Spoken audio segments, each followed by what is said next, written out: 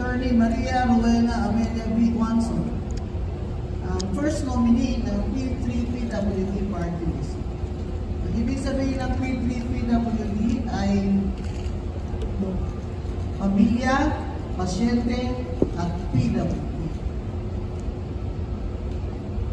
Yeah, because the first nominee was our chair, was a polio survivor and was survivor of breast CA.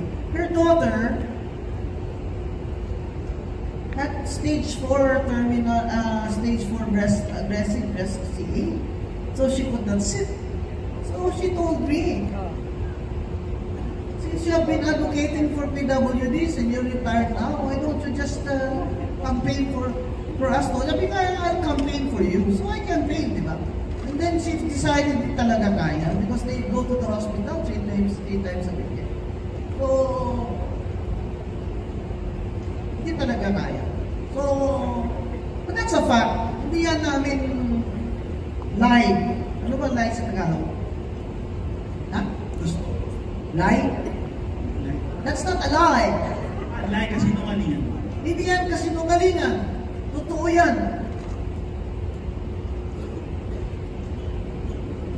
Sidestep ako para makaupo siya. Eh siya naman talaga dapat uupo. Nag-take off na nga siya. Eh si Grace Inesa, taga-UPBA, consultant of the ADB. Brilliant people in P3 PWD. Brilliant and accomplished people. We have family members who have disabilities.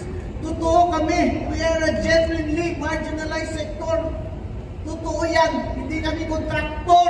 Kagaya ng iba dyan. Ang kontraktor na ito, ang party list, hindi na kayo nahiya. Ang dami nyo ng pera. Gusto nyo ka mag-congressman kayo para lalong tumama yung pera nyo? Sana binigyan nyo na lang yan sa amin. Yung mga tunay na marginalized, hindi konti na lang sana mga boto kailangan namin. Ngayon, kung kumintensya pa kami sa mga vote buying nyo,